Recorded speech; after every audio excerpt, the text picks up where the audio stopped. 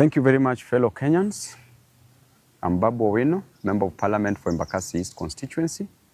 Today I'm here to talk about the witch hunt that is coming from the government. The government of the day, the state has realized that our popularity has really grown and that they want to manage, they want to dwarf this popularity. They have approached Babu Owino on several occasions so that Babu can work with government, but Babu has refused and has said clearly that he wants to work for Kenyans, and that if the government was offering services to citizens, the services that were promised during the campaign periods, if they were working, if the cost of living was reduced, if taxes were reduced, if there were jobs for Kenyan citizens, if the health sector was working, if education sector was working, then Babu Owino would not have any business opposing the government. But why do we oppose the government? Why do we keep checks and balances on the government? It's because the government has not shown any effort to solve these issues of concern that I am raising. And therefore, because of that reason, there is a meeting that was held last week, a meeting that involved serious stakeholders in this country, and they were asking how Babu Owino can be put down, how Babu Owino can be managed. Some proposed that Babu Owino should be approached, bought, bribed, so that he can support the government. Some came with an idea that Babu Owino should be dealt with perpendicularly, that they should send the Ethics and Anti-Corruption Commission to our offices to come and besmirch the good name of Babu Owino. And therefore, I was reliably informed, information from very serious sources, that this week EACC was to come visit us at our offices in Donholm, Greenspan Mall, second floor. If not this week, then next week they are to come, or any other time that they will deem fit. And the intention is very clear, that we need to put Babu down. We need to tell the public that there are corruption allegations in Embakasi East office. And I want to tell you clearly that the Auditor General produced a report for all the constituencies, the 290 constituencies in this country.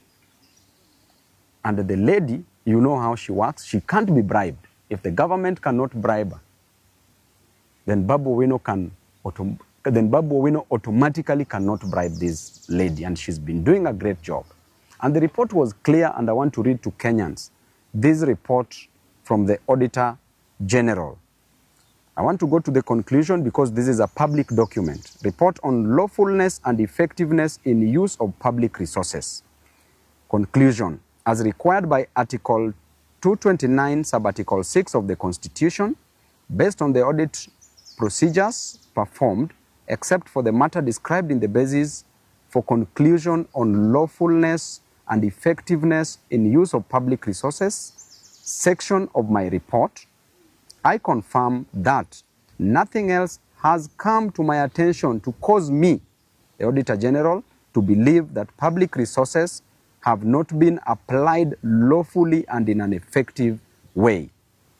If this report came from the Auditor General and it is a public document, then why does the government want to use EACC to come and intimidate Babu Owino?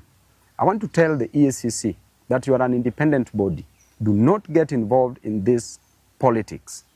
And by the way, the office is very open. Anytime you want to know about any project in Embakasi's constituency, we have done all the projects that we advertised in Embakasi's constituency. And there is a clear procedure on how the tenders are awarded in any public office. All the procedures as confirmed by the funds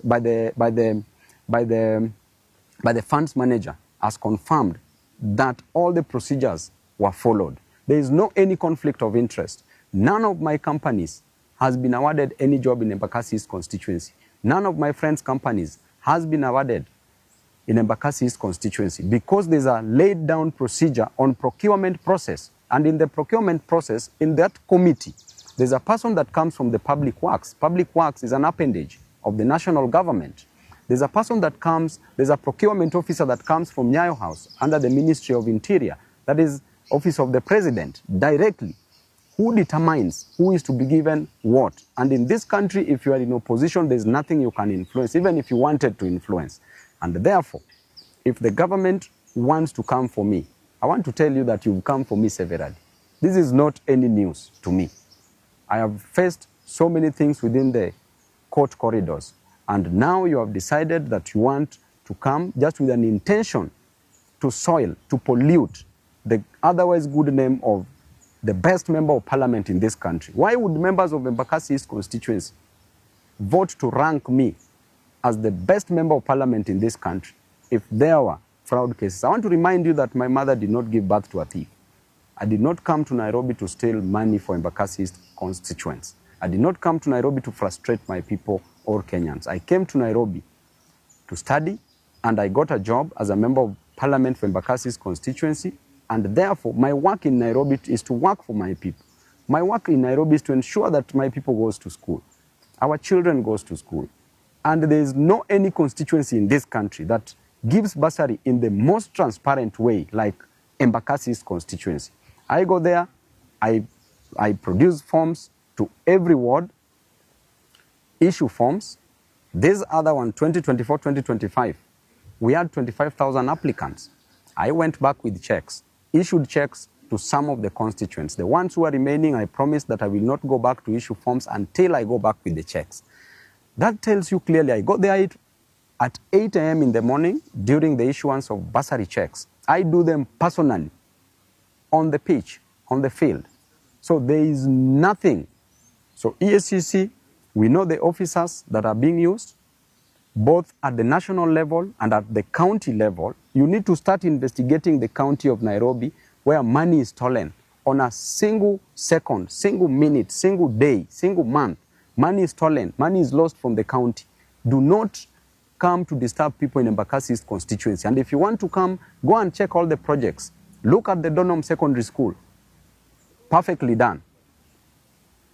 Look at Tasia that you want to stop now that you don't want us to build. Tasia Primary School. It has not even been awarded. The tender was just put up the other day, was advertised the other day. It has not been awarded. And now we are being informed that you want to stop the construction of that school. Why would you do that? Why are you an enemy of progress as a government?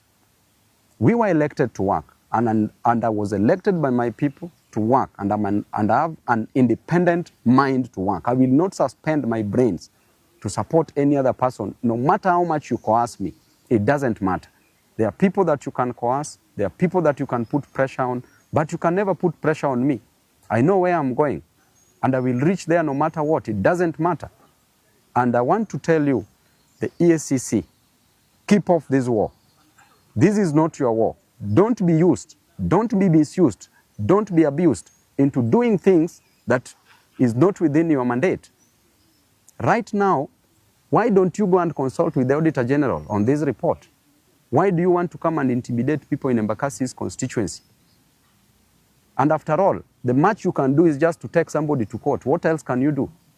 So mwachane na upuzi na ujinga mingi watu wa EACC. Thank you.